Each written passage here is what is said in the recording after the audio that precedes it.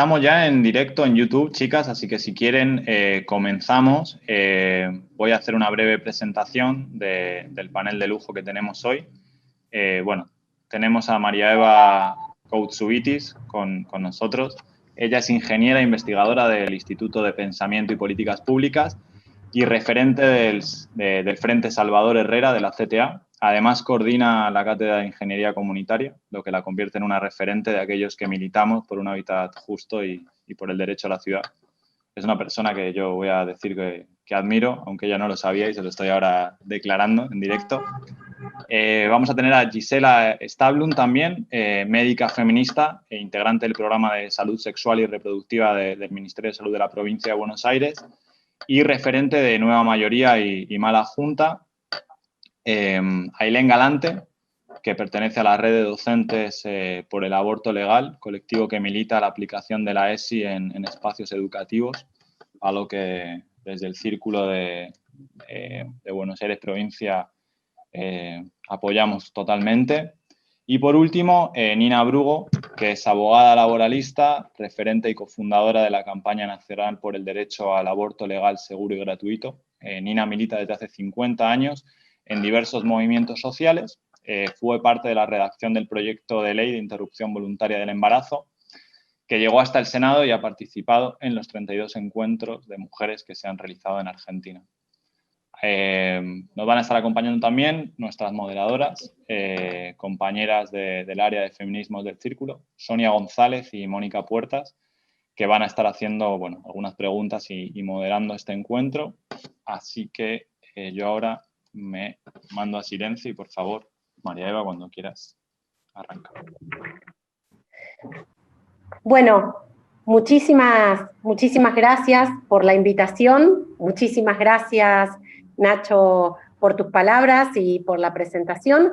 La verdad es que es una alegría poder compartir con todas, con todos, este gran panel. Y yo quería aprovechar, ¿no?, este encuentro para poner un poco en común y poner un poco en contexto cómo es o en qué estado está la problemática de las mujeres y las disidencias aquí en nuestro país, en la Argentina. Y tratar de compartirles brevemente algunas experiencias y algunas iniciativas. Y para eso armé unas placas bastante breves, ¿no?, para poder acompañar la charla. Así que voy a compartir la pantalla para poder mostrarles algunas de esas placas y algunos de esos datos, ¿no?, que revelan la emergencia de género en la que se encuentra la Argentina y en particular la ciudad de Buenos Aires, que es donde yo habito. Bueno, ahí creo que ya parece compartida la presentación, y en primer lugar, y para poder dar un poco de contexto, ¿no?, a esta charla, a este encuentro, yo quería compartir algunos datos a nivel nacional, algunos datos que dan cuenta de la situación que venimos atravesando las mujeres en nuestro país. En nuestro país, en Argentina, hay más de 4.400 barrios populares en donde habitan más de 4 millones de habitantes. En los barrios populares, el 91% de los habitantes no acceden formalmente al agua potable y el 98% no acceden formalmente al saneamiento cloacal.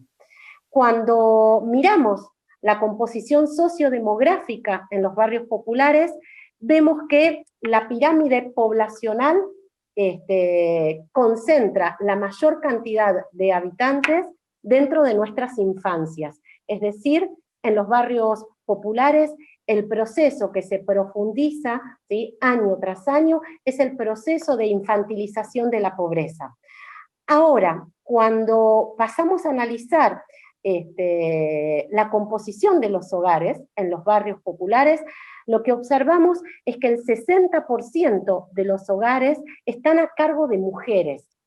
Y cuando los hogares están a cargo de un único adulto, ese adulto en el 85% es una mujer, es decir, los hogares monoparentales en realidad son hogares monomarentales. Y en estos hogares, las mujeres, solamente el 30% de ellas perciben algún ingreso. Es decir, que acá podemos ver con mucha claridad cómo a nivel nacional los datos confirman este proceso que viene, ¿sí?, consolidándose de feminización de la pobreza. Ahora, cuando pasamos a la ciudad de Buenos Aires, que es la ciudad en la que habito, una ciudad que es bastante particular, porque la ciudad de Buenos Aires es el distrito más rico de la Argentina, pero además es una ciudad que tiene un presupuesto per cápita equivalente a la ciudad de Roma o a la ciudad de Madrid. Sin embargo, es una ciudad que está estructurada en la desigualdad, en una desigualdad, ¿sí?, que se consolida entre el norte de la ciudad y el sur de la ciudad, y una desigualdad que también se consolida en términos de género. En la ciudad de Buenos Aires, y de acuerdo a los datos de estadística y censo de la ciudad, datos del primer trimestre de este año, en términos medios, los ingresos de nosotras, las mujeres, han resultado un 20% menores a los ingresos medios de los varones, consolidando, ¿no?, esta brecha de desigualdad por género en ¿sí?, la ciudad con presupuesto europeo. Ahora bien, la pandemia amplificado, ¿no?, esa desigualdad estructural en la ciudad de Buenos Aires, una ciudad que ha ido progresivamente precarizando todas las dimensiones de la vida urbana, y también ha amplificado la desigualdad en el acceso a los servicios básicos. En la ciudad de Buenos Aires, aproximadamente 400.000 porteñas y porteños habitan en barrios populares sin acceso formal a los servicios esenciales, como el servicio de agua, cloaca, el servicio de conectividad. La pandemia lo que ha hecho es amplificar esta desigualdad y ha sobrecargado, en particular, de tareas a las mujeres. Bueno, esta es una imagen en uno de los barrios históricos y más emblemáticos de la ciudad de Buenos Aires, que es la Villa 31, el barrio Carlos Mujica. Esta es una imagen en plena pandemia, en donde, ¿sí?, fundamentalmente han sido las mujeres quienes han tenido que organizarse para poder abastecerse de agua. El agua, ¿no?, ese elemento esencial para poder afrontar la pandemia por COVID. Estas imágenes de mujeres recorriendo pasillos, mujeres, ¿sí?, mujeres e infancias peregrinando con baldes vacíos en diferentes barrios populares de la ciudad de Buenos Aires, en el distrito más rico de nuestro país, ha sido una imagen que lamentablemente, ¿sí?, se viene repitiendo hace meses.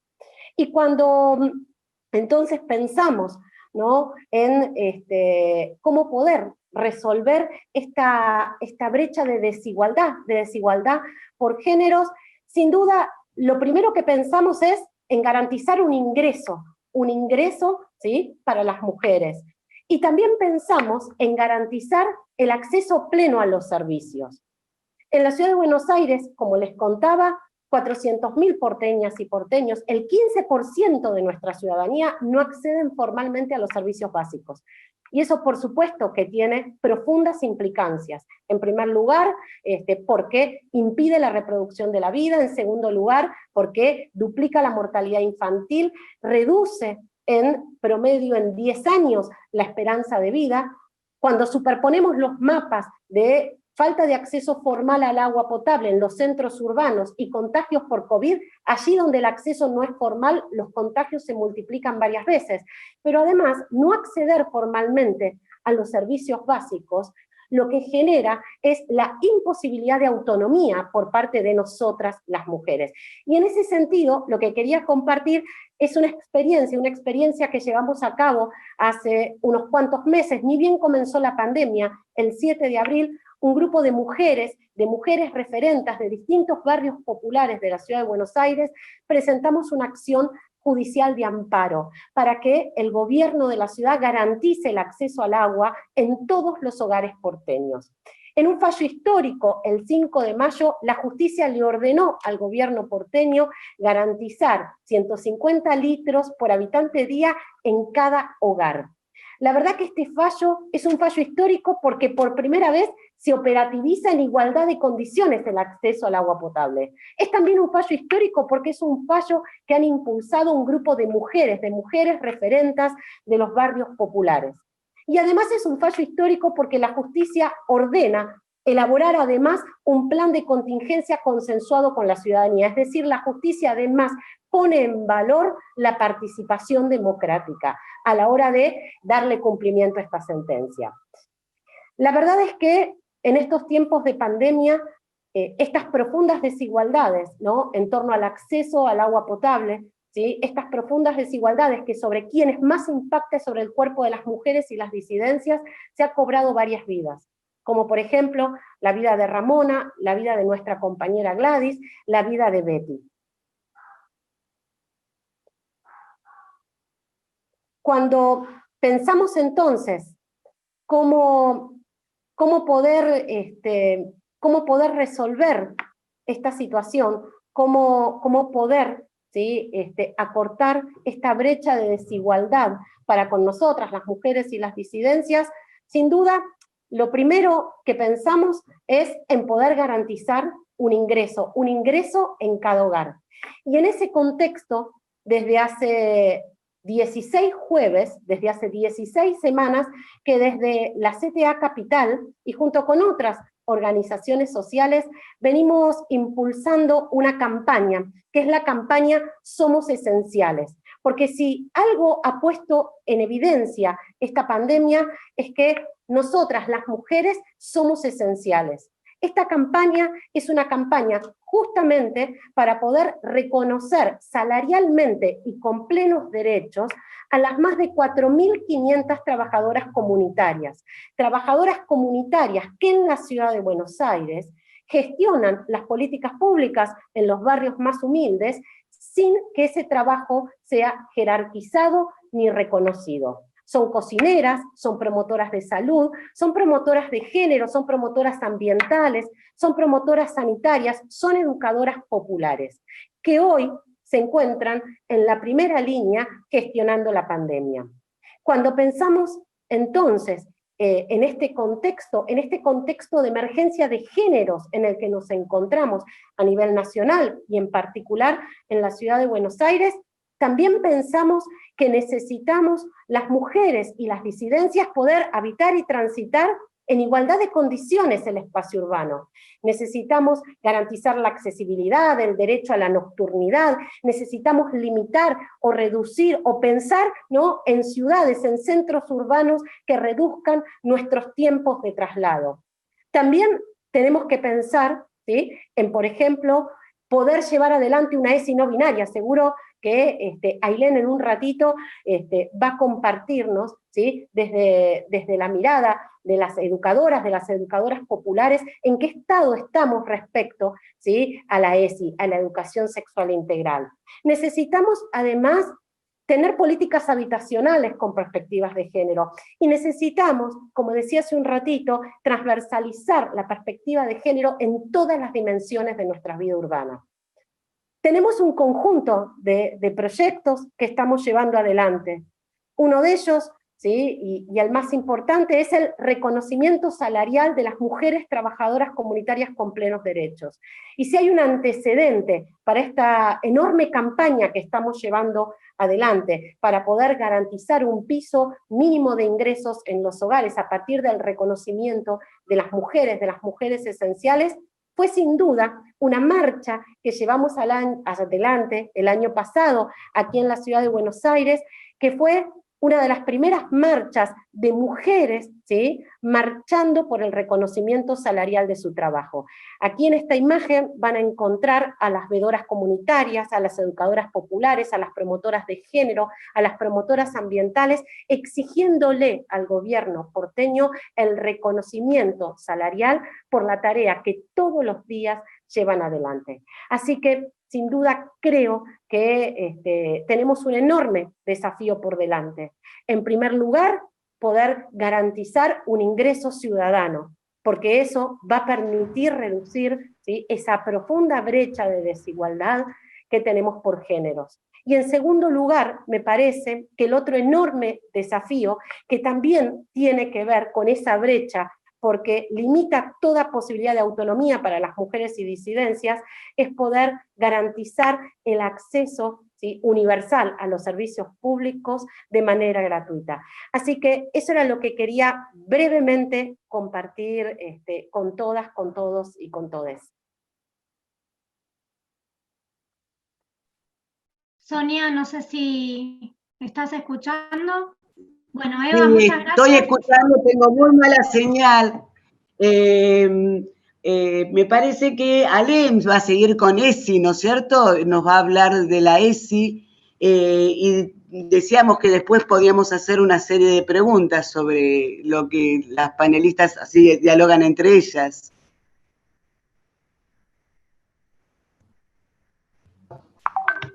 Bien, buenas tardes a todas, todos y todes.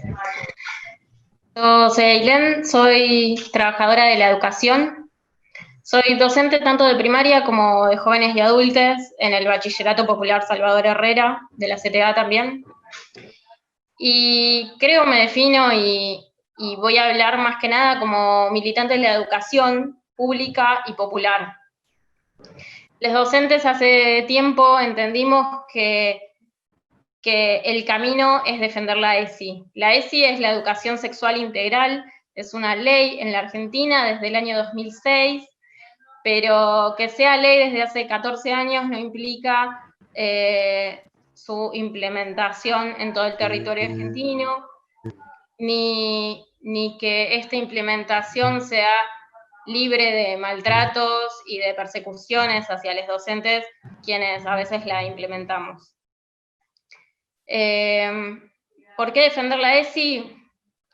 Es una pregunta que yo me hago todos los días y que todos los días me ratifico en ese lugar.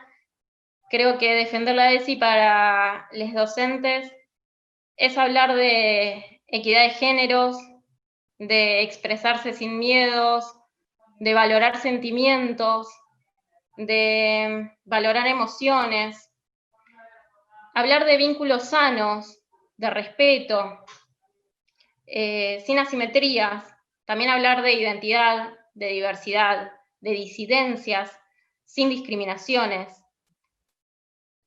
Entendemos que este es el lugar desde donde nos paramos, porque ayer justo leía que aproximadamente 2.400 niñas de entre 10 y 14 años dan a luz en un año.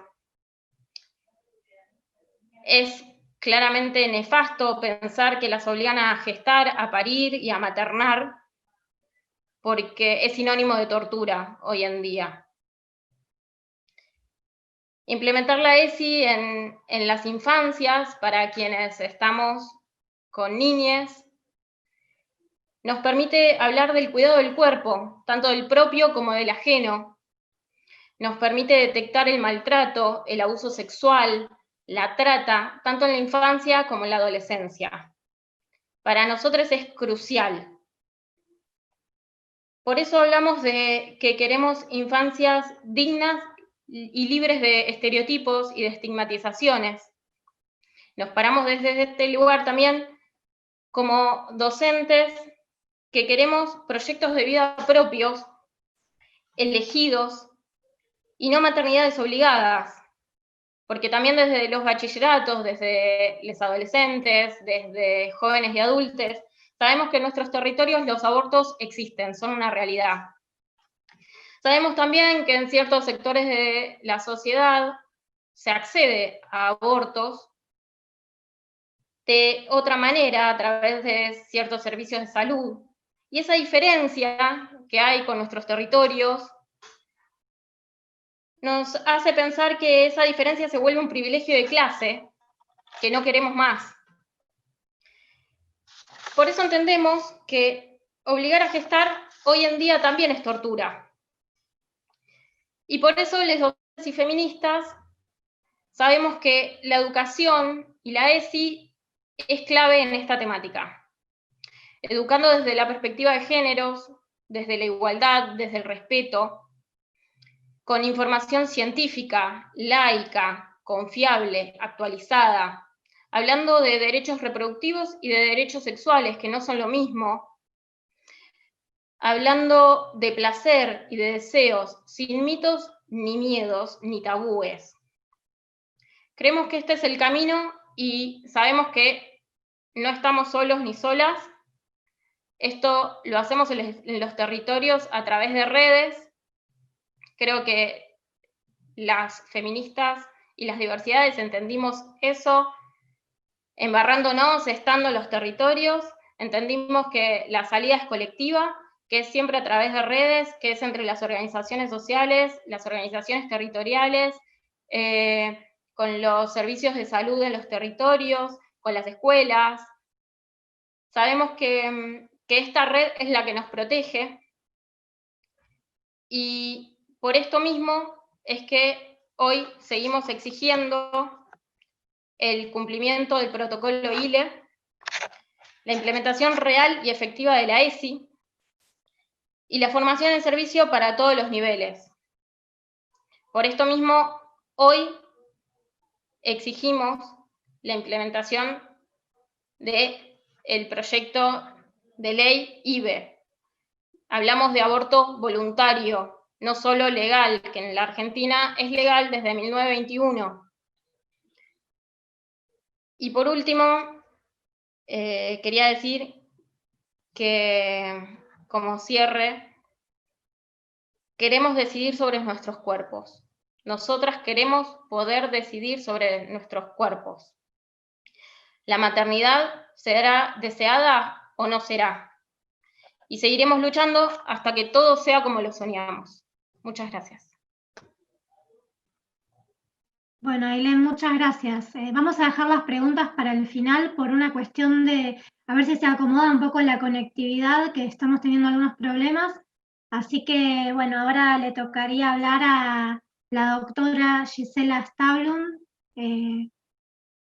Adelante. Gracias. Bueno, yo voy a retomar un poquito los dos temas. Me pareció muy bueno lo que presentó María Eva, y justamente venía leyendo un documento del Observatorio de Género y Políticas Públicas que coordina Victoria Freire, que es una compañera nuestra, también de Mala Junta, y entre esos barrios populares, esto que decía María Eva, ¿no? que un 31% de las mujeres que viven ahí tienen solamente trabajo, y en relación al 71% de los varones que tienen un trabajo con salario reconocido, como que la brecha en los barrios populares es enorme todavía en relación a esos temas, y me parece importante como retomarlo porque la pandemia puso en evidencia todas las desigualdades por género, clase, económicas, por raza,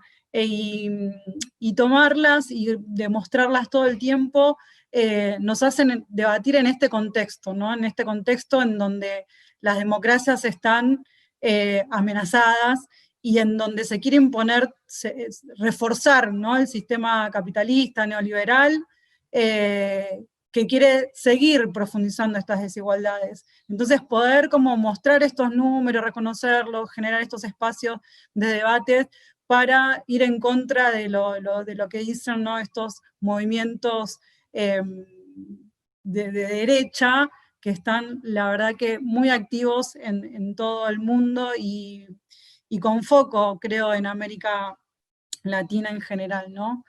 Y me parece importante como retomar estas brechas de desigualdad, porque la verdad que es desgarrador ver lo que pasa en los barrios populares, porque no solamente la pandemia también puso en evidencia el rol importante que tuvo el Ministerio de Salud en general, que recuperamos un Ministerio de Salud que el macrismo había sacado, recuperamos un Ministerio de Salud y recuperamos un poco el Estado, ¿no? El Estado tuvo que hacerse presente en muchas circunstancias y también hubo un rol muy importante de las organizaciones sociales, porque esto que contaba María Eva también y Ailén, en cómo desde diferentes espacios se acompaña, sostenemos redes, ¿no? Cómo desde alguna manera no alcanza solo con el Estado, con un Estado presente, sino que también es necesario el rol de las organizaciones,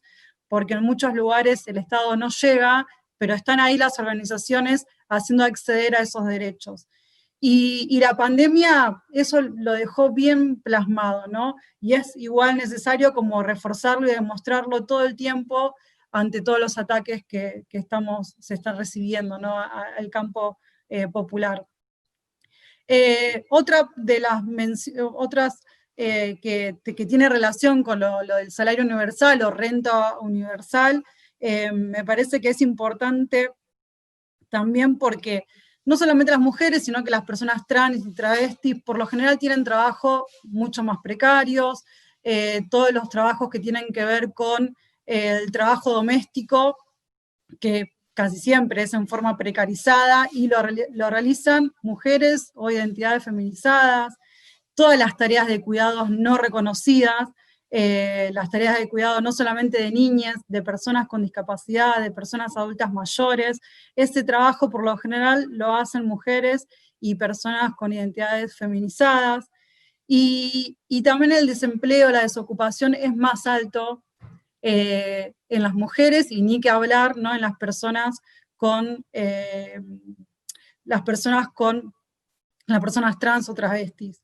Entonces me parece que el hecho que estemos discutiendo una renta universal tiene que ver con que disminuir un poco estas brechas, estas desigualdades, que tiene que ver con el reconocimiento mínimo, pero un reconocimiento mínimo a todas esas tareas de cuidado que históricamente fueron invisibilizadas, ¿no? Fueron invisibilizadas porque les sirve a este sistema capitalista y patriarcal a sostener nuestras vidas, porque sin esas tareas de cuidado no se podrían sostener nuestras vidas. Y ahí me parece que es importante también poder reconocer que el sistema capitalista tiene un límite, que hay una realidad que no podemos pensar en un mundo en donde haya pleno empleo, que no existió nunca en realidad, ni no podemos definir eso, y que todas estas tareas que realizan las mujeres y las identidades feminizadas, si fueran reconocidas y pagadas, sería más justo, ¿no? Entonces, por eso me parece que es importante remarcar por qué la necesidad de una renta universal y no pensarlo también como una recompensación. O sea, la mayoría de los planes sociales por lo general tienen una contraprestación. Y no queremos eso, queremos una renta universal porque ya realizan un montón de trabajos cotidianamente. También sucede que en los comedores, en los merenderos, en las ollas populares, en muy pocos lugares eso también está reconocido como un trabajo. Muchas veces hay muchas compañeras que lo realizan en forma solidaria. Entonces también la importancia de reconocerlo como un trabajo, ¿no? A todas esas tareas que nos sostienen. Y también me parece que es importante poder pensarlo en una renta universal para que podamos visibilizar estas tareas, que sean reconocidas como trabajo, y también pensar de qué forma generar algunos pisos de reconocimiento de derechos, ¿no? Como la realidad es que es compleja, ¿no? Nosotros que estamos en la provincia de Buenos Aires, estos últimos días estamos viviendo como mucha tensión todo lo que está pasando en Guernica, una toma de tierras, que es una necesidad, o sea, nadie puede negar que alguien esté haciendo eso por una cuestión o política o por un interés económico, sino que es real que hay necesidades y que son urgentes, ¿no? Que no se puede esperar, y por eso la necesidad también de pensar de qué forma, de diferentes planos, poder acompañar esas situaciones de tanta desigualdad y cómo poder seguir profundizando en esta renta universal, que evidentemente queremos que sea para todos, pero que las más beneficiadas van a ser las mujeres y las identidades feminizadas. Por un lado voy a decir esto, y por otro lado ya me corro para el 28 de septiembre, que fue ayer, y la verdad que fue una fecha nuevamente emocionante, ¿no? La marea verde que nos inunda, nos emociona, nos renueva energías, y la verdad que haber vivido ayer esa actividad fue de renovadora energía. Yo, por otro lado, como dijeron en la presentación, estoy trabajando en la Dirección de Salud Sexual y Reproductiva y No Reproductiva del Ministerio de Salud de la provincia, y ayer por primera vez se presentó un informe público de las interrupciones legales de embarazo realizadas este año. Es la primera vez que se hace en el país. La verdad que hay algunas provincias que vienen realizando interrupciones legales de embarazo, no lo voy a negar, pero no hacen público esos registros. Y que se haya hecho público el registro es un hecho histórico y importante, porque tiene por un lado la importancia de reconocerla como una práctica en el sistema de salud, que muchas veces se negó, y esto que decía Ailén, ¿no? de mostrarlo como los abortos suceden, no es que no suceden, no es que no existen, sino que suceden, y poder mostrarlo en números es muy importante. Yo soy médica, y la verdad que en la Facultad de Medicina uno sale con la sensación de que el aborto en Argentina fue siempre ilegal, y hasta el 2012 había como una lectura del Código Penal más bien conservadora y restrictiva en realidad, en relación a ese derecho. Y gracias, ¿no? a la campaña, y Nina ahí seguramente va a contar, a mí me gusta también escuchar de Nina, de ese encuentro de San Bernardo, que la primera vez que escuché el 28 de septiembre fue en palabras de Nina, así que espero que lo cuente.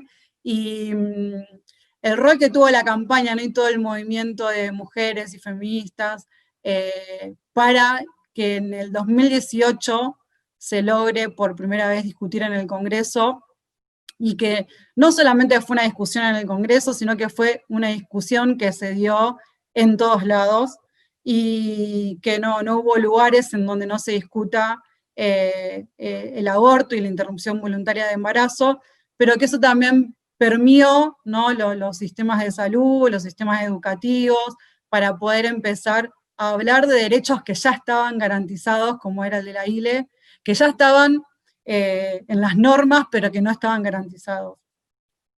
Este año en la provincia de Buenos Aires, la primera resolución que firma el ministro de Salud de la provincia y la ministra de Géneros y Mujeres y Diversidad también de la provincia de Buenos Aires, Estela Díaz y Daniel Goyán, fue la adhesión al protocolo de nación, porque en la provincia teníamos un protocolo que era mucho más restrictivo al protocolo de nación, así que eso fue un hecho también político muy importante, que sirvió para los equipos que venían acompañando interrupciones de embarazo, porque ya había equipos en la provincia, hay equipos, son pocos para la cantidad de lo que es la demanda y la dimensión de la provincia, pero había equipos. Y comprar el misoprostol, que también fue una de las primeras compras que hizo el ministerio, también fue un hecho importante y histórico para que los equipos puedan contar, que las usuarias puedan acceder.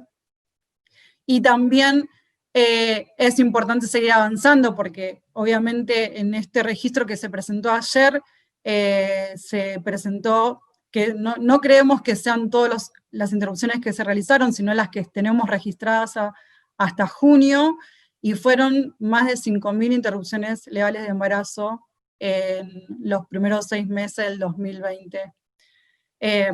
La verdad que es un número importante y demuestra que es un evento muy frecuente dentro del sistema de salud, y por eso la importancia de seguir avanzando en mostrarlo y seguir avanzando en la interrupción voluntaria del embarazo, ¿no? Porque hasta ahora nosotros tenemos el aborto legal por causales, ¿no? Que es cuando es producto de una violación o cuando está en riesgo la vida o la salud de la persona gestante, y siempre tiene que haber un profesional de la salud que certifique esas causales. Entonces, nosotros ahí insistimos en pasar a un sistema mixto, ¿no? Que por un lado sea voluntario hasta la semana 14, como habla el proyecto de la campaña, y que por otro lado se siga, que continuemos con el sistema de causales. Y que es importante continuar con el sistema de causales porque existen montones de situaciones que van a hacer que haya muchas personas que accedan quizás al sistema de salud cuando estén de más de 14 semanas, y muchas de esas situaciones se trata de niñas, como contaba Ailén, de niñas que son abusadas y que muchas veces llegan con embarazos muy avanzados, y en este contexto de pandemia eso lo recrudeció, ¿no? Porque al no estar la escuela, no estar quizás otras instituciones que intervienen, hacen que esas niñas no puedan ser asistidas lo antes posible como para poder interrumpir un embarazo. Por eso también la importancia de seguir sosteniendo el sistema de causales y que no sea solamente el sistema voluntario. Y bueno, ahí me parece que es importante en varios sentidos seguir trabajando, porque por un lado es importante la voluntad política, que esté el recurso económico, que esté accesible el misoprostol, que también fue un misoprostol que se compró al laboratorio público de la provincia de Santa Fe, al LIF. Y también es importante el compromiso y la articulación con las organizaciones sociales, ¿no? Es importante que cuando esté la ley de aborto voluntario, que tengo toda la esperanza de que eso suceda este año, que siga estando la campaña, que sigan estando las organizaciones feministas exigiendo, y que no vuelva a suceder como sucedió durante la época del macrismo, que hubo retroceso en muchos derechos que teníamos garantizados, ¿no? Que no vuelva a suceder, o que no suceda como con la ESI, que es una ley que ya tiene más de 10 años y que no hay plena implementación. Entonces, por eso seguir informándonos y generando estos espacios de debate para empoderarnos, ¿no? De estos derechos y de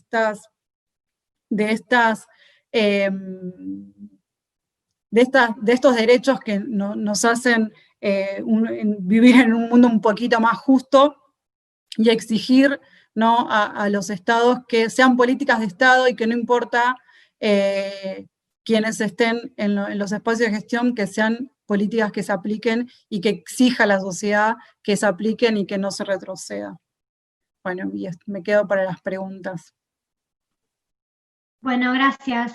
Sonia está con problemas de conexión, así que seguimos con el esquema de dejar las preguntas al final, a ver si se puede reconectar. Y bueno, ahora la doctora Nina, espero que no estés tan nerviosa, Nina, ya. No. Te cedo la palabra. No, y doctora, dijiste, no, pará, a nadie le pusiste título, yo no tengo título igual que ninguna otra compañera. De igual, me siento con las de menor edad y todas somos compañeras. Acá no hay distinciones ni etarias, ni sociales, ni de ningún tipo, digamos.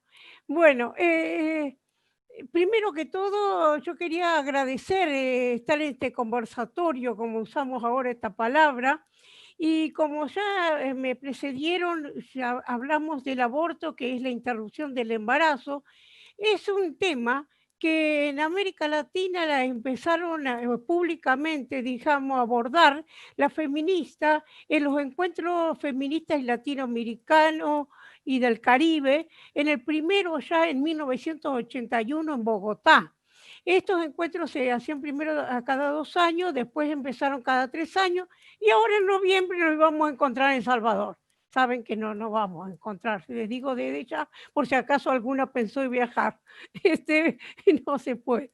Bueno, la primera, digamos, agrupación que como tal se conformó la Argentina solamente para tratar el derecho porque, y lo digo acentuándolo, el derecho al aborto fue a iniciativa de Dora Koladesky, que había estado exilada en Francia, y lo trajo y lo compartió con varias compañeras, había compañeras médicas, feministas, también enfermeras, y conformaron ella en el 1989 la Comisión por el Derecho al Aborto.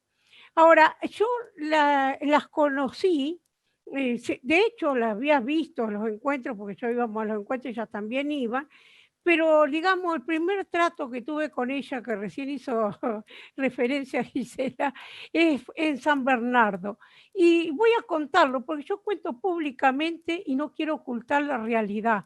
Yo, es cierto que ya iba a los encuentros, es cierto que ya de alguna manera, en cierto sentido, encuentros de mujeres, y que ya de alguna manera yo me iba considerando, nunca sos feminista del todo, te vas haciendo siempre, porque tenemos tan introyectado el patriarcado que nos cuesta ir sacándolo. Pero de alguna manera, cuando fui a San Bernardo, considerando que ya estaba bastante bien para estar ahí en ese encuentro feminista, estábamos en la cola porque íbamos a los comedores sindicales, donde comíamos todas juntas y hacíamos fila para entrar. Y cuando apareció Dora y me pide firma para el derecho al aborto, yo me asusté. Les digo la verdad, yo había acompañado a compañeras que habían abortado, yo no estaba en contra, pero públicamente para mí era tabú. ¿Cómo que firmara eso? No, le dije, de ninguna manera. Pero asistí a ese encuentro, a diferentes talleres que hubo ahí, y luego de escuchar, de empaparme, uno ahí va teniendo elementos. Y fue así como también aplaudí con mucha emoción en el cierre que se había instituido el 28 de septiembre como el Día de Lucha por el Aborto en América Latina y el Caribe. ¿Por qué? ¿Por qué ese día? Porque las compañeras brasileñas lo pidieron, porque ellas conmemoraban la libertad de vientre desde 1878. O sea, cuando cada esclava iba teniendo un hijo, ese hijo iba naciendo libre.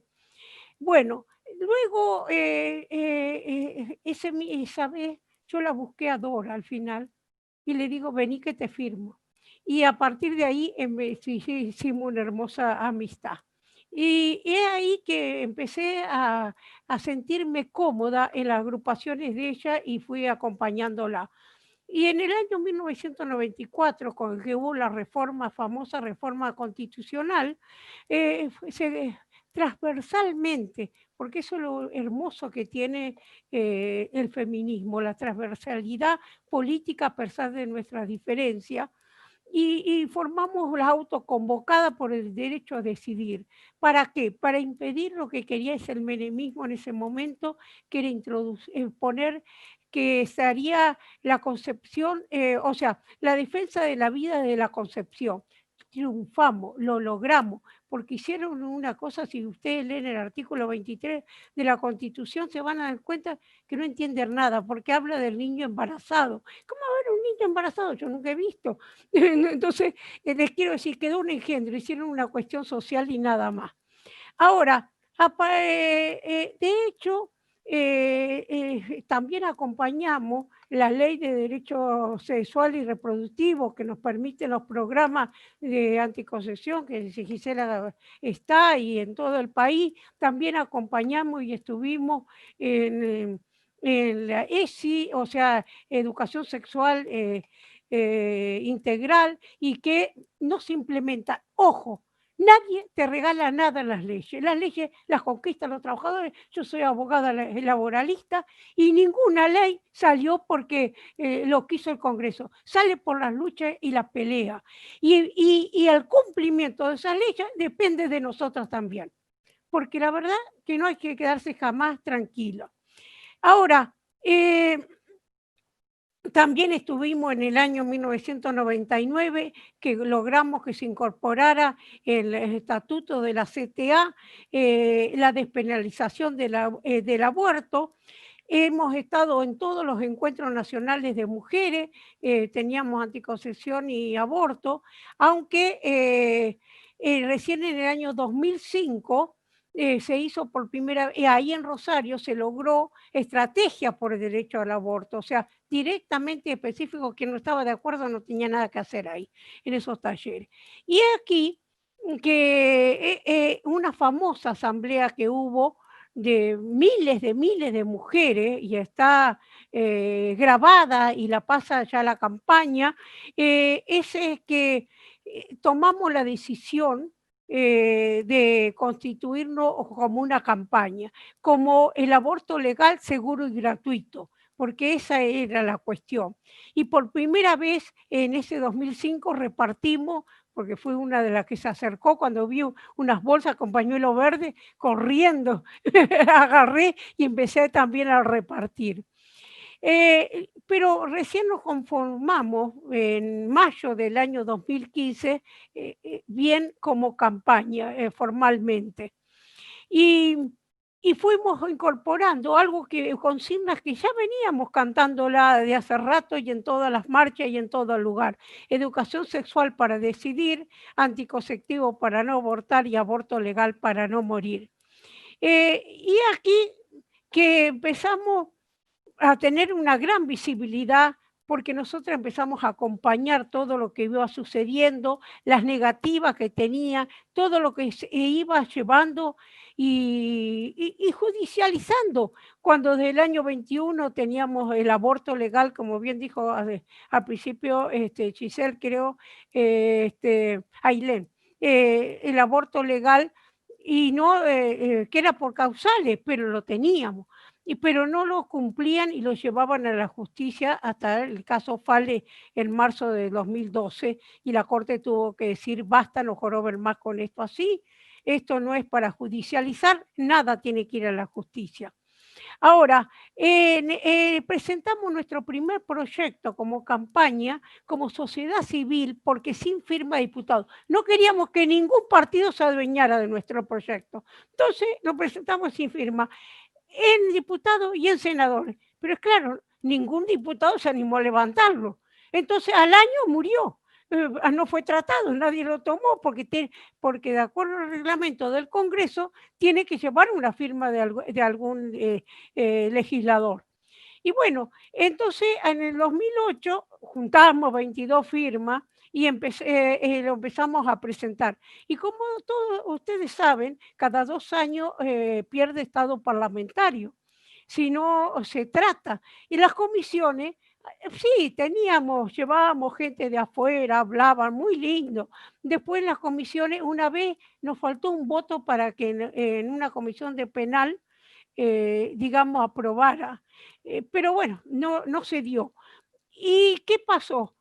Que a perder estado parlamentario cada 2 años lo fuimos presentando al 2012, 2014, así llegamos al 2016 con un proyecto reformado, porque nosotros habíamos quedado atrás inclusive con nuestro proyecto de lo que había dicho la Corte en el famoso caso Fal, y además la realidad nos había hecho ver que debíamos, el derecho comparado, deberíamos actualizarnos. Por eso pusimos ahí lo de las 14 semanas. Pero eso sí, en el último artículo pusimos que todos los artículos que había ahí también era para ser tratado cualquier persona gestante. Pero no desde el comienzo, sino que lo pusimos al final. Bueno, y aquí que en el 2018 pudimos presentar con 71 firmas y fue largamente, y todos sabemos lo que fue el año 2018, que, claro, pensando que lo perdíamos, pero nunca la trascendencia, porque conformó la marea verde. Lo que el macrismo no se tendría que autoflagelar es que posibilitó la creación y famosa nuestra marea verde con los martes verdes, que nosotras estábamos ahí con la cantidad de compañeras y compañeros y de todos los que estuvieron y los que expusieron en el Congreso. Ha incluido las oposiciones, nos puso en el plano público como loca. Y obtuvimos una media sanción. Jaja, claro que no era totalmente nuestro proyecto, pero era. Y en el Senado nos faltó poquitos votitos, nada más, pero nos faltó. Bueno, Pero movilizamos 1 millón de diputados, 2 millones llegamos para senadores. ¿Quién en el país movilizaba 2 millones de personas? Y el hecho fue una concientización tan grande.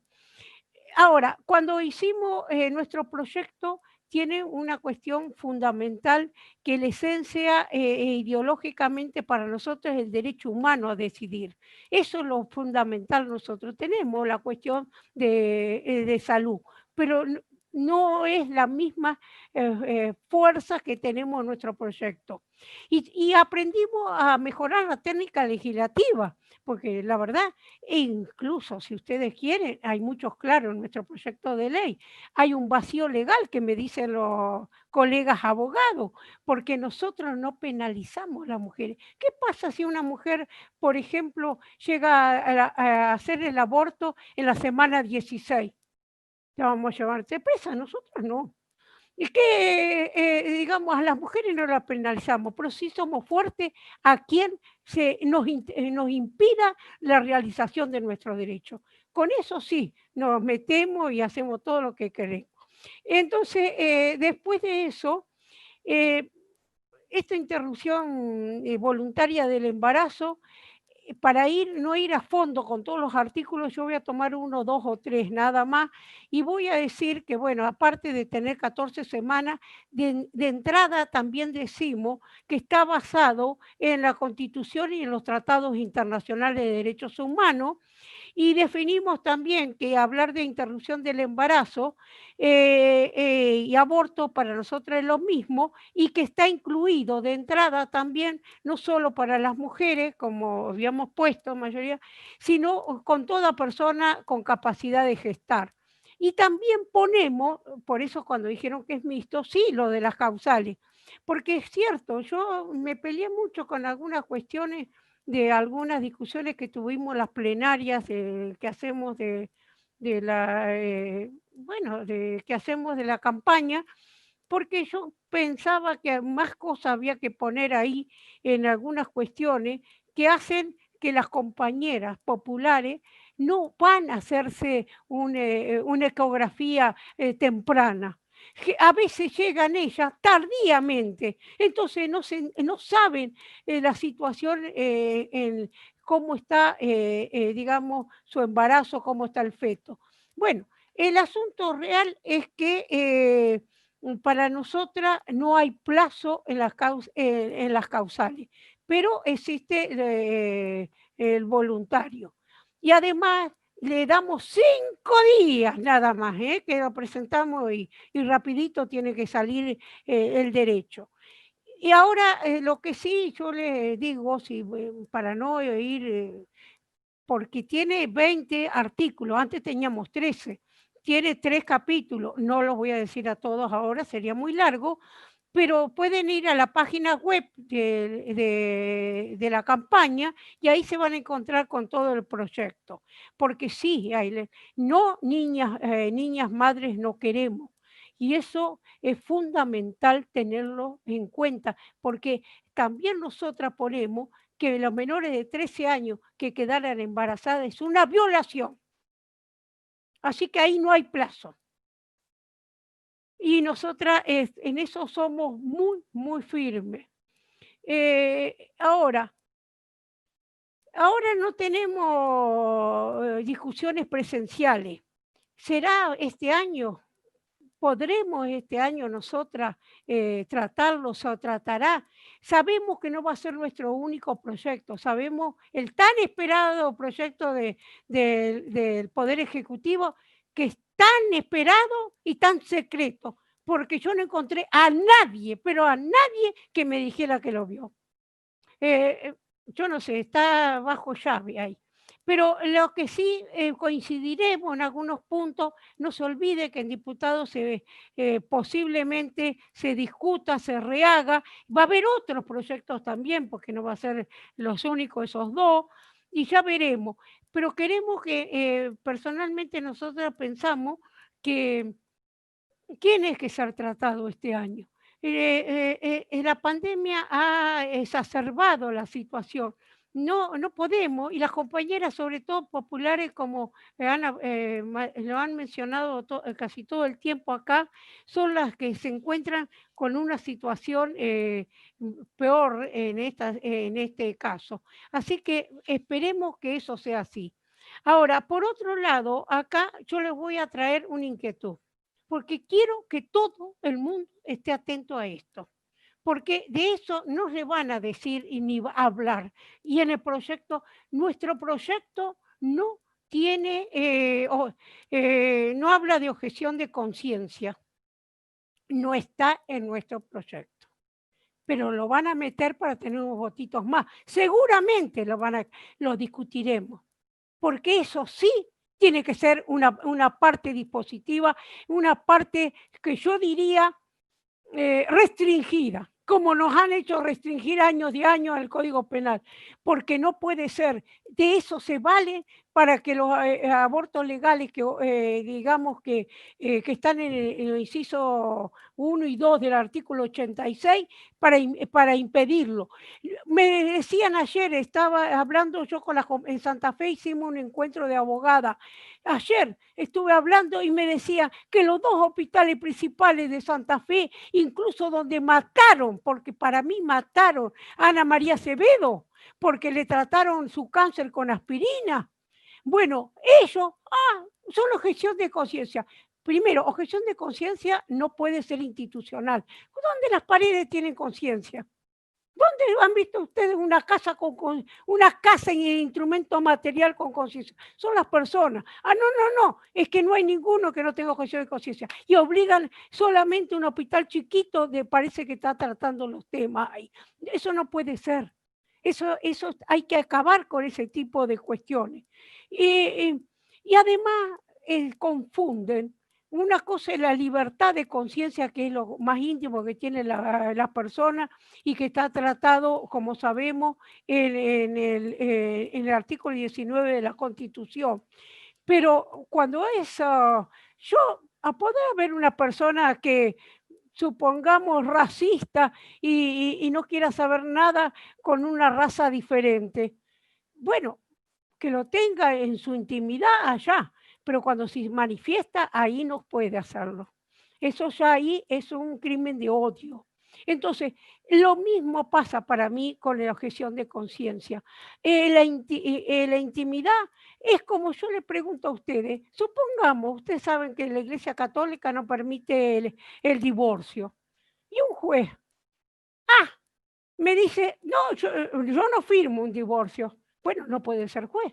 Entonces, el médico que diga, yo no hago un aborto, váyase a otra especialidad si quiere continuar siendo médico. Le estoy diciendo algo que parece un disparate, pero no se olviden, en los países escandinavos está prohibido. A Italia, desde el año 2014, porque Sicilia y Palermo habían declarado territorialmente que eran objetores de conciencia, la penalizaron, porque las mujeres tenían que ir a otras provincias, a otros estados o a otros países. Entonces, no permitamos esto. Solamente la objeción de conciencia puede ser, por ejemplo, donde es servicio militar obligatorio, o los testigos de Jehová con la transfusión, porque es a mí, no para conciencia del otro. No se metan con mi conciencia ustedes, nadie. Eso es lo que tenemos que manifestar y estemos atentas de lo que va a pasar. Ahora, otra de las cuestiones que hace a esto, y no quiero con esto tomarme más tiempo del que me corresponde, no sé cuánto tiempo llevo hablando, es que les quiero compartir una cosa linda. Les quiero compartir un recuerdo. Yo les dije que hice una hermosa amistad con Dora. Estábamos reunidas en La Pampa, en una de nuestras plenarias. Dora no pudo viajar porque su corazón ya no andaba bien, pero eso sí, nos volvía loca con email. Se pasó. Y la noche anterior, antes que se paralizara el corazón, nos mandó un email en el cual nos decía, ojo compañera, no nos equivoquemos. Lo tengo escrito yo todavía. el embarazo no es solo la interrupción el aborto no es solo la interrupción del embarazo, es fundamentalmente nuestro derecho a decidir sobre nuestra libertad, sobre nuestra autonomía, sobre nuestra sexualidad, que tanto le temen los antiderechos, porque son fundamentalistas. Y considero bueno, quiero también decir que fruto de los encuentros son también el habernos entrelazado todas y haber posibilitado seguir trabajando y profundizando. Y por otro lado, decía, es nuestra autonomía, y yo les quiero también decir que los fundamentalistas que todavía este siglo XXI que andan por ahí son los que están impidiendo también, y dice que tenemos la teoría de género. Sí, tenemos el análisis de género, eso sí, pero ¿qué es la teoría que ellos, ojo, que usan nuestros mismos vocabularios? No tengamos cuidado, porque nos copian todo. Y si nos están escuchando ahora me van a seguir copiando, no importa, cópienme si quieren. Bueno, pero lo que voy a decir es algo, con nuestra construcción feminista, compañera, a pesar de nuestra diferencia, a pesar que cuesta tanto y que tengamos y seguimos unidas para poder llegar, yo les digo que vamos a hacer otro mundo porque otro mundo es posible. Y finalmente quiero hacer un recuerdo para lo que nombraron hoy las compañeras de Guernica. La Iglesia Católica, aunque se escandalicen ustedes, yo me recibí en la Universidad Católica Santa María de los Buenos Aires, no vayan a creer ustedes, así estarán rajándose la vestidura más de uno de los, porque según parece yo soy un escándalo. ¿Saben qué? Me enseñaron, y eso está en los concilios de la Iglesia, la propiedad privada está en función social. Las tierras ociosas tienen que ser para una cuestión social. Pongamos eso, porque no puede ser que las tierras ociosas sean para lucro solamente. Nada más, compañera, y sigamos adelante y hagamos otro mundo posible. Gracias. Bueno, la verdad que fue muy inspirador y muy lindo escuchar a nuestro panel. Vamos a pasar ahora al momento de las preguntas. Recordar a la gente que nos sigue por el canal de YouTube que ya está habilitado el chat, así que si quieren dejar alguna pregunta o algún cuestionamiento, ideas, etcétera, lo pueden hacer. Y aprovechar también para presentar a la compañera Liliana Fontán, que es quien coordina el área de feminismos del Círculo de Buenos Aires Provincia y se va a sumar también al equipo de moderadoras que va a estar realizando estas preguntas. Muchas gracias a todas. Bueno, ¿qué tal? Les agradezco mucho a todas. Yo formo parte de Podemos. Quiero que sepan que para nosotros, ustedes, todas las panelistas, las expositoras, las compañeras que vinieron hoy, es muy importante porque es nuestra primera actividad.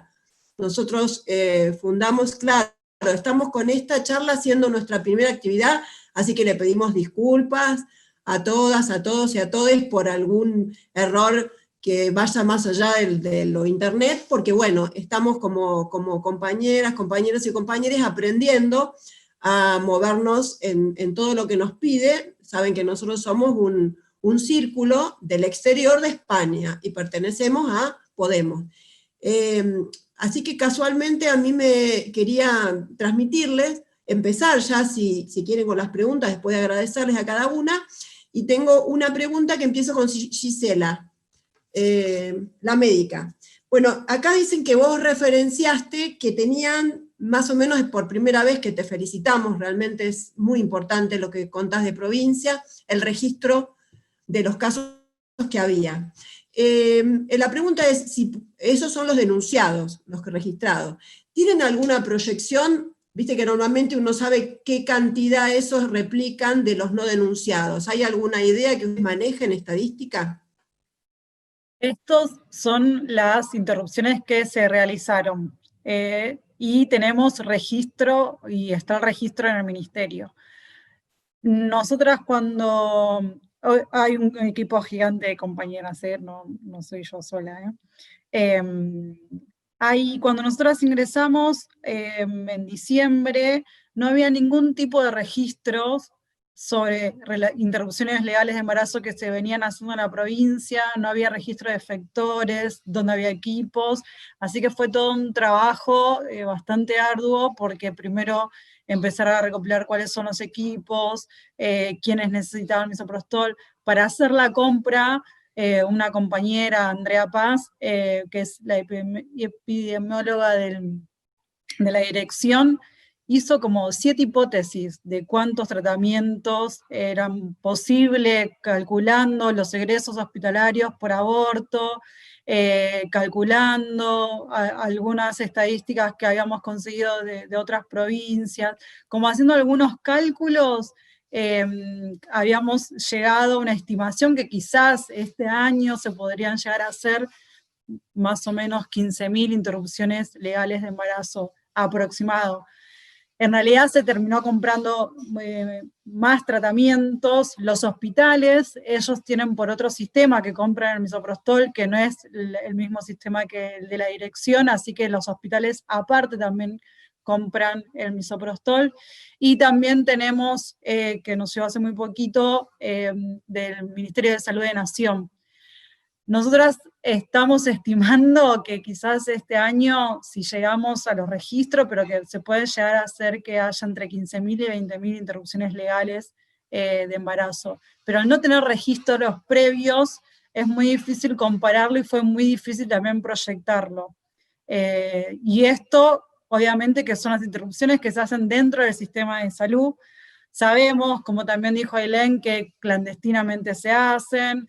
Nosotros estamos en articulación directa con colectivas que acompañan a hacer interrupciones legales, que estamos articulando mucho porque ellas también tuvieron, el principal problema que tienen es el acceso a la medicación, así que estamos articulando para que también puedan acceder estas personas que por ahí concurren a alguna colectiva feminista, pero que no concurren al sistema de salud, entonces empezar a articular.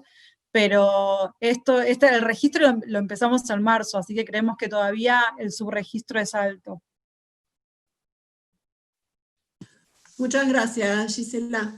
Bueno, acá tenemos otra pregunta. Esta es para la compañera docente, Ailén. Digamos, si tienen algún plan de acción, además de lo que ya nos contaste en tu intervención, respecto de, o hicieron algún tipo de acción judicial u otro tipo gremial, respecto para que las ESI se pongan por fin en acto en Ciudad de Buenos Aires, en provincia, si hicieron algo más, si hay algún tipo de campaña como para esto, para que la sociedad y los gremios docentes están siguiendo. Sí, venimos reclamando desde hace muchos años la plena implementación de la ESI en todo el territorio. Se hace difícil porque las distintas provincias tienen distintos tipos de implementaciones y en educación somos federales, entonces cada provincia hace más o menos lo que se le canta. Se hace bastante difícil en ese sentido. Venimos reclamando como docentes que no solo la plena implementación, sino la profundización de la ESI. Hoy en día hay que actualizarla, la ESI. Ahora, por ejemplo, tenemos el cupo trans y todas las leyes que nos rigen en términos de derechos, en términos de identidad, matrimonio igualitario, o esta ley del cupo trans, todas estas leyes las enseñamos, las reflexionamos y las llevamos adelante en las aulas y afuera de las aulas. Entonces, en cuanto a qué tenemos pensado seguir luchando tanto por la plena implementación como por la profundización de la ESI. Tenemos distintos planes de lucha desde los sindicatos y después en la red. Yo soy muy reciente en la red, pero por ejemplo estuvimos participando en la red docente este año, hizo un curso específicamente sobre aborto y hubo más de 7.000 inscriptes. Entonces lo que estamos haciendo como plan de lucha es sobre todo reclamarle al Estado, porque el Estado en este caso es quien nos tiene que quien certificar que nos capacitemos en servicio, por ejemplo, como una de las tantas cosas que tiene que hacer, y eso es parte de la implementación de la ESI. Entonces, el curso, por ejemplo, de la red, todavía hoy, aún a pedido de la red, el Estado no lo está avalando, entonces no tenemos certificados oficiales. Más allá de la cantidad de inscriptos y la cantidad de los docentes que todavía seguimos reclamando por capacitaciones en servicio, que en el caso de la ESI, por ejemplo, seguimos reclamando por el postítulo de la ESI en el Joaquín, que lo quieren sacar. La verdad es que el macrismo en los últimos años nos hizo pelota a la ESI a nivel nacional, entonces estamos bastante atrás, mucho más atrás de lo que ya estábamos. El plan de lucha es es seguir reclamando por nuestros derechos y por nuestras capacitaciones. Muchas gracias, Ailén. Nos aclaraste un montón tu intervención. Bueno, ahora tenemos una para Eva, para la ingeniera comunitaria, no sé cómo la presentaron, pero me encantó, porque si uno dice que es algo, un ingeniero se imagina algo más frío, ¿no? Calculador, y esto me encanta, más como te referenció Nacho. Así que bueno, muchas gracias también, Eva, por todo lo que nos enseñaste. Hay una pregunta con respecto a que las placas que vos pasaste, había una diapo que decía que el gobierno, justamente para seguir apuntando al gobierno de la Ciudad de Buenos Aires, decía que no había querido cumplir la medida, pese a la maravillosa sentencia que ustedes, la sociedad y las compañeras del barrio lograron, ¿no? Por supuesto con los compañeros abogadas y abogados participando. ¿Nos podés contar cómo fue un poco esa historia de que no quisieron cumplir una orden del juez? Sí, la verdad es que a partir del fallo, de ese fallo histórico del 5 de mayo, y hasta la fecha, la sentencia se encuentra incumplida. La realidad en los barrios populares de la Ciudad de Buenos Aires es ese peregrinar de los baldes vacíos en plena pandemia, cuando además superponemos las curvas de contagios con la falta de agua, por supuesto que la correlación es absoluta. La sentencia, además, incorporó un conjunto de propuestas. La sentencia judicial incorporó un plan de atención inmediata sanitaria para poder garantizar el acceso al agua para todos los usos, porque también lo que sucede es que dentro de las concepciones mercantilistas en relación al acceso al agua, acceder al agua es que vos puedas acceder a juntar agua en un balde recorriendo una distancia que no te lleve más de 15 minutos. Claro, la pandemia puso con claridad absoluta que acceder al agua es tener un tanque, una canilla. Acceder al saneamiento es que en cada hogar haya un inodoro, haya 2 canillas y haya un tanque. Por lo tanto, desde que este fallo histórico reconoce en igualdad de condiciones el acceso, porque establece que hay que garantizar 150 litros por día para cada habitante, que es una dotación internacional tipo estándar, que es lo que nos permite lavarnos frecuentemente las manos, higienizarnos, higienizar el hogar, y además poder manipular los alimentos. Desde ese momento y hasta ahora, lamentablemente, la sentencia se encuentra incumplida. El gobierno de la Ciudad de Buenos Aires ensayó todo tipo de dilaciones. Primero se declaró incompetente. La verdad es que la responsabilidad de los gobiernos locales es garantizar el acceso al agua potable. La incompetencia es un contrasentido. Después apeló la sentencia judicial. Luego solicitó que fuera juzgada en otros fueros, no en los fueros locales. Pero lo cierto es que la cautelar se encuentra desde el 5 de mayo vigente y lamentablemente se encuentra incumplida. Y además también incorporamos como cuestión de fondo, porque digo, más allá del contexto de la pandemia, como cuestión de fondo incorporamos en la acción judicial un plan de agua y saneamiento para los barrios populares, en donde ¿sí? incorporamos específicamente ¿sí? Perspectivas feministas, perspectivas de género, porque la realidad es que la desigualdad en el acceso a los servicios esenciales sobre quienes más impacta sobre las mujeres y disidencias. Por eso es fundamental poder repensar, ¿no? El acceso a los servicios básicos desde una perspectiva comunitaria, de manera integral, democratizando además el acceso a estos servicios y con una mirada feminista. Bueno, clarísimo, Eva, gracias por todas las aclaraciones que nos mandaron, que todos giraban más o menos en torno a cómo había terminado esa película con el gobierno de la ciudad. Bueno, Nina, para vos, si me estás escuchando, bueno, primero un cariño y abrazo de tantos años militando por favor, acá estoy. Acá estás. ¿Me escucharon? Sí. Sí, te escuchamos perfecto. No, reflexionando lo que decías, tan gráfico, ¿no? Que los médicos que no quieren hacer un aborto por objeción de conciencia, que le contamos a las compañeras, a los compañeros y las compañeras que están escuchando, que es cuando alguien, por algún tipo, como vos bien dijiste, de cuestión moralina, no quiere hacer determinada cosa que la ley manda, vos dijiste, bueno, que se dediquen a otra cosa, ¿no?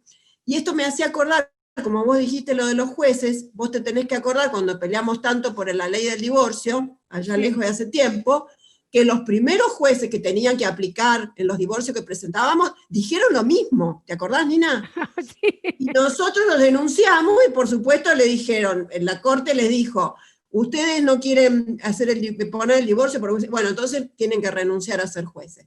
Y esto ya nos pasó, o sea que de aquel tiempo a hoy estamos en la misma, porque ahora cuando intentamos implementar otra vez un avance en derechos, nos hacen lo mismo, ¿no? Eso era una. Y con respecto a la iglesia, yo quería compartir con todas las compañeras y los compañeros lo que vos dijiste de la propiedad de la tierra, y ¿no? la tierra que está, como en el caso de la gente de Guernica.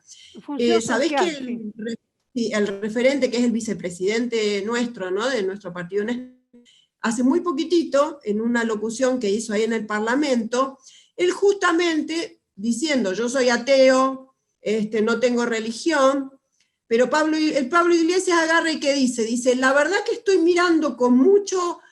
siguiendo con mucha atención lo que dice este Papa Francisco.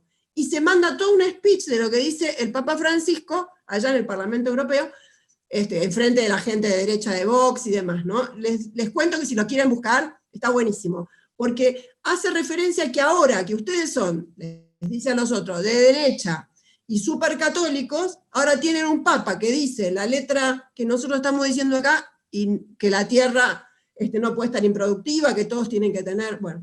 Así que eso te quería decir con respecto a tu reflexión, que me tiró esto. Y después preguntarte, a ver, para las jóvenes que están escuchando, ¿cómo hacemos para seguir luchando y transmitir tanta esperanza en la conquista de derechos y en la lucha y volver a levantarse? ¿Cómo haces, Nina? Pasarnos una mini receta de esto, de cómo haces vos, no sé. ¿Cómo que nos pedís algo nos tenés que decir para empezar? Yo creo que receta no hay, pero ¿sabés qué? Por ejemplo, yo puedo contar mi experiencia personal. Nadie va a creer, y nadie cree inclusive, que yo era muy tímida. Tan tímida que cuando empecé la facultad, hasta casi la mitad de la facultad, yo me escondía, me vestía de negro, que nadie me sacara, no quería ninguna fiesta, que nadie me mirara, me consideraba que era fea, que era esto, nada, una timidez total y nunca tener un grupo. ¿Cómo fue el empezar a sentirte parte de alguien en una agrupación, en alguna cosa? Eso las mismas compañeras, compañeres y compañeros, pues yo lo digo en forma de abecedario, la A, la E y la O. porque así nadie se enoja. Entonces, te da la fortaleza y vas aunando y te vas sintiendo que sos parte de algo en este mundo y vas teniendo los mismos objetivos. Y a mí me hace, así sea esto virtual, yo ahora estoy feliz porque las veo virtualmente, aunque sea. Lo peor es tener que apagar esto y me voy a ir a comer sola, porque el año pasado, después de 44 años de estar con mi compañero, se fue repentinamente, cayó muerto en la cocina de casa de golpe. Después, justamente, que el día anterior me estuvo ayudando porque yo tenía que hablar en un congreso de lenguaje inclusivo, que yo para nada nunca había profundizado eso. Entonces, entre los dos estábamos viendo, porque yo no iba a ir a decir, estoy en contra, no, a ver cómo va evolucionando y dando. Entonces, la fortaleza está en eso. La fortaleza está formando parte y activando. La fortaleza está en una marcha. Soy famosa con el asunto del bastón, pero la fortaleza está en eso. Sentirte con objetivo, que la vida podés transformarla. El encuentro es el foro de Porto Alegre, el primer foro de Porto Alegre que fue fantástico. Uno se sentía que otro mundo es posible y estar convencido de eso. Y bueno, ¿qué granito de arena? ¿Qué hacemos con la otra compañera?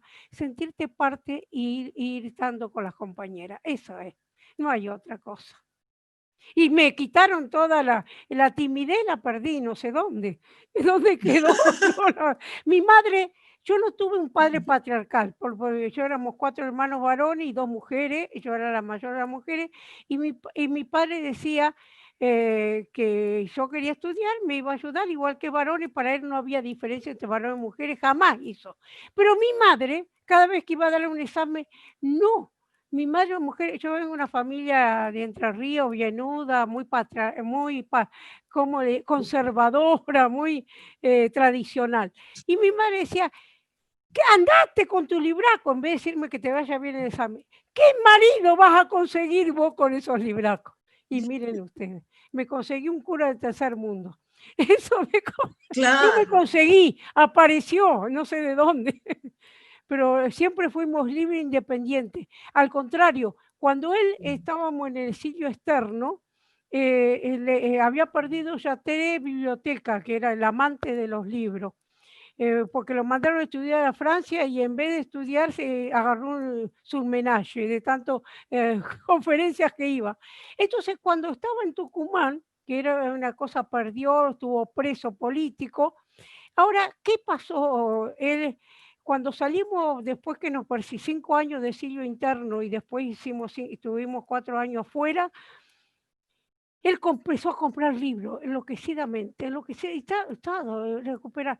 Y cuando yo empecé a protestar, te estás gastando toda la plata en los libros, empezó a comprar libros de feminismo y me lo ponía en mi mesa de luz. Eso es tu tema. Ese es tu tema. Y él los leía también y me los subrayaba. Vos no tenés tiempo ni de leer. Bueno, eso también. No tuve un hombre patriarcal, porque nunca fue ama de casa. Compartimos. Bueno, Nina, tengo la última pregunta, a ver si te animás a relacionarlo como lo que sos, como una docente maestra de la vida y compañera del camino, de esto de las luchas de conquista de derechos. ¿Qué influencia vos sentís que tuvo el movimiento Ni Una Menos cuando hizo eclosión en lo que pudo sumar a la campaña y a lo que va a ser, seguro, si no es la vez que viene, la otra, la ley votada en el Senado, en el Congreso?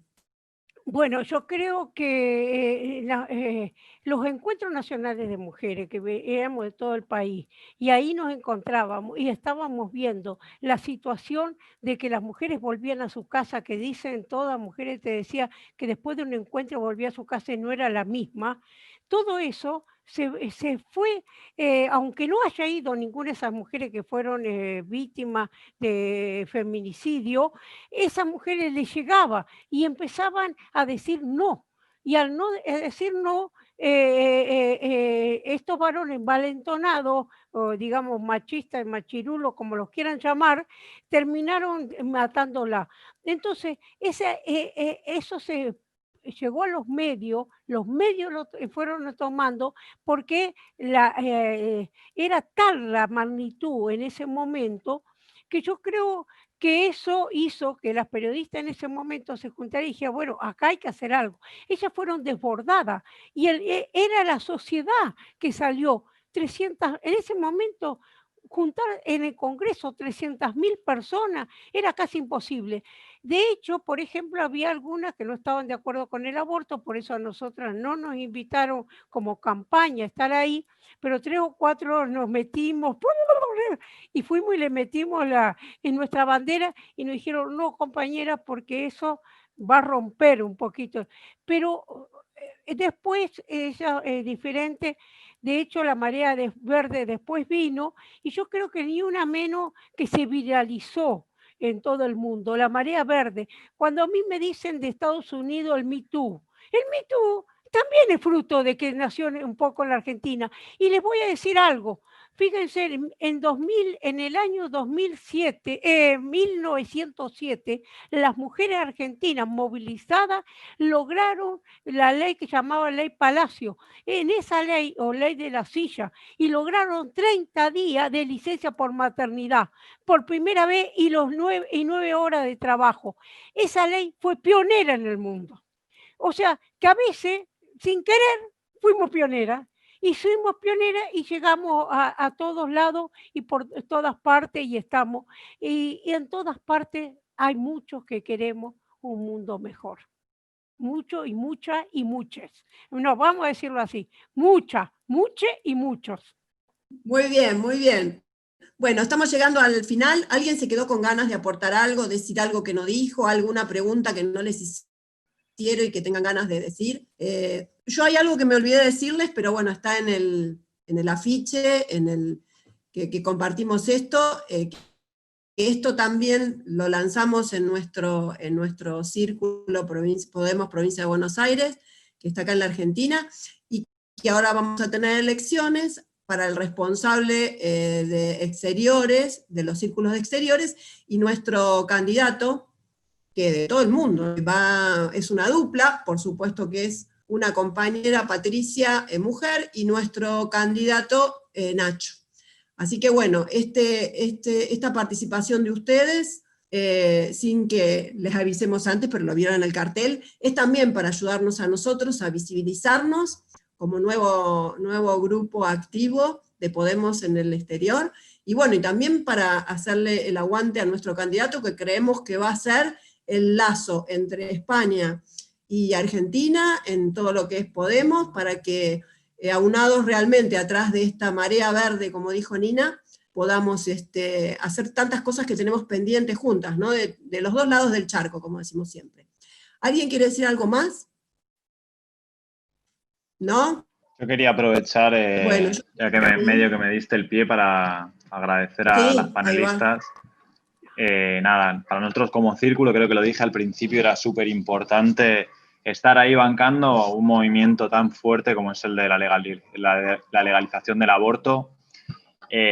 Decir que nada, que cada 8 de marzo, a mí como español, que siempre tengo, o todos los que somos, tenemos una patita en cada lado del océano, nos llena de orgullo el ver cómo el movimiento feminista, tanto en Argentina como en España, nada, está ahí impulsando todo el resto de movimientos sociales en momentos que han sido súper duros, tanto en Argentina con estos últimos 4 años, como en España con todo el gobierno del PP y de Rajoy, y que ahí en los momentos más duros fueron las pibas, aquí y allí, las que estuvieron como punta de lanza. Nada, nosotros eso, representamos a un partido político, a una agrupación política aquí en Argentina, pero de ámbito nacional español, y es eso, el feminismo es una de las cosas que más se está trabajando y se está desarrollando en ambos lugares. Así que nada, muchísimas gracias por ese aire fresco que están trayendo al progresismo en ambos países y a nivel mundial. súper, nada. Gracias a ustedes por incorporar nuestras inquietudes. Bueno, y ahí añadir que... Y los felicito, hermoso panel, me saco afuera yo, de todas las compañeras que escuché. No, Nina, métete siempre, que la verdad fue un placer escucharte. Y nada, añadir que ahora somos gobierno, conseguimos echar al PP después de muchos años, y la ministra de Feminismo, de Mujeres y de Diversidades es de Podemos, Irene Montero, que para nosotros también la verdad que es un orgullo que ella esté ahí llevando la voz del feminismo dentro de nuestro país. Y bueno, ni hablar que la relación con Eli Gómez Alcorta existe y creo que es un buen momento. Después de años duros nos toca por momentos de tener un poquito de esperanza. Bueno, activamos los micrófonos y nos saludamos, activamos los micrófonos y nos saludamos, ¿les parece, compañeras? Un abrazo grande y aguante la resistencia. Muchas gracias, de verdad. Adiós a todas. Hasta luego. A todos, Chao, a todos. Muchas gracias. Chao.